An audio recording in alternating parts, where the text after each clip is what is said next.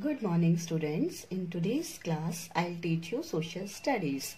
I hope you all have purchased your stationery. So this is your social studies book. Let's start our first chapter. Our first chapter's name is Our Planet. You all know that we live on Earth and Earth is the third planet from the Sun and fifth largest planet in size in our solar system. So you can see this one is Earth. Okay, now if Earth looks blue, this one blue shaded portion is called oceans, and the green shaded portion is called land masses. Now let me tell you, there are five major oceans from biggest to smallest respectively. First one is Pacific Ocean, then Atlantic Ocean, Indian Ocean, the Antarctic Ocean and the Arctic Ocean, and the land masses are called continents. Let me tell you, there are 7 continents in all, from biggest to smallest respectively. Number 1, North America. Number 2, South America. Number 3, Europe. Number 4, Africa. Number 5, Asia. Number 6, Australia. And number 7, Antarctica. Now we'll study the shape of the earth. You all know, earlier you have studied that earth is round.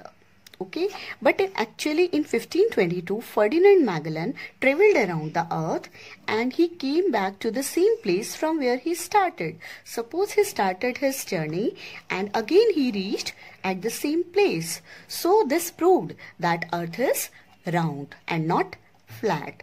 So these pictures show actually the shape of the earth is sphere. It's spheroid in shape. Now we'll study globe. What is a globe? You can see the diagram of globe on page number 2. It is easy to study the earth when see it completely. The model that helps us to study the earth is called a globe. It is just a simple representation of the earth. It shows the actual shape, size and location of the oceans and continents. Now, map.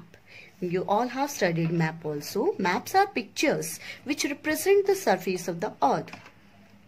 They draw on a flat surface to show the continents, oceans, countries, mountains, rivers, plateaus, etc. It is the correct representation of the earth on a flat surface. Now we'll study the difference between globe and map. Now let me show you one map. I have a map with me. Now see, the first difference between globe and map is, number 1, globe is difficult to carry.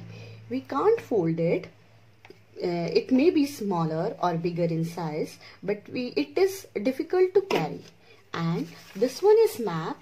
We can fold this map also, or we can roll this map also easily. So it is easy to carry. Now see the first difference. Okay. See. Now second one is, as space is limited, all details cannot be shown on a globe. We have to show the all features in the same globe. But in map, even small details can be shown on a map. So this is the second difference. Then number 3, one part of the earth cannot be shown on the globe. And in map, the entire earth can be seen on a flat surface. So let me keep this map aside. Now let me tell you that there are 3 types of maps. Number 1, physical map. Number 2, political maps. Number 3, thematic maps.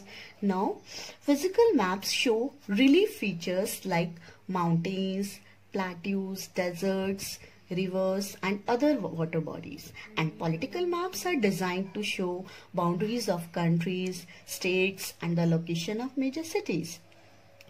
Now, thematic maps show a particular theme. For example, if we want to show the population of a particular area on a map, we can show that also. So that map is called thematic map.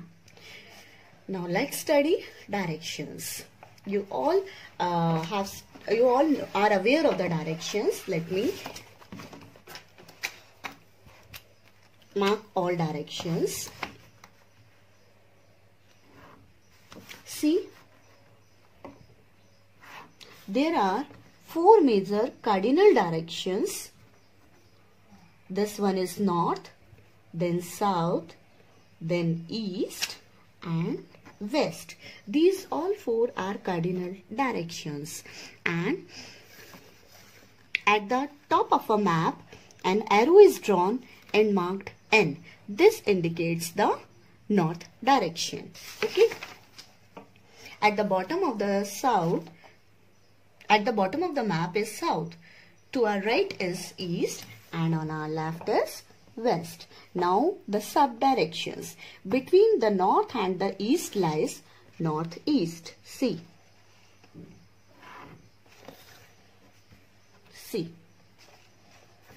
This one is north direction and this one is east direction. Between the north and the east lies northeast direction. And between the west and south lies southwest direction. Again, I'll draw one more line between northwest and southeast. See, this direction is northwest direction because this one is north and this one is west. Again, at the bottom, this one is south direction and this one is east. So this one is southwest directions. Okay, so these 4 are called sub-directions. Okay, now scale. The earth is so big, it cannot be shown on a map in its actual size. So we use a scale to show the distance between places. Suppose distance between 2 places is 300 kilometer. So in map we can't show 300 kilometer or we can't show the actual size. So what we have to do, we'll assume 1 centimeter is equal to 100 kilometer. So 3 centimeter is equal to 300 kilometer. So it means 3 centimeter is equal to 300 kilometer on map. The ratio between the distance on a map and the distance on the ground is known as the scale of the map. Okay, so this one is called scale. Now signs and symbols. You may see signs and symbols on page number 4. These all are signs. If we have to show anything on the map, so we have to show the particular symbol related to that. For example, if we have to show for forest on a map in a particular area, so we can draw trees over there. It indicates forest is there. Okay, so I have given you one example. You may read from the chapter and you may study it better. Now colors on a map. Let me discuss colors. The colors used on maps have a relationship to the features of the earth. Generally, some common colors are used by the cartographers. For example, light blue color is used to show shallow water, dark blue for deep water, green color is used for plains, and shades of brown for high lands. A key is given in the map to read and understand the colors used. I hope you have understood the chapter. So it's better after listening this audio, go through the chapter thoroughly. Okay, and if you have any queries or any problem, then you can ask me in your next class. In next class, we'll discuss the exercises related to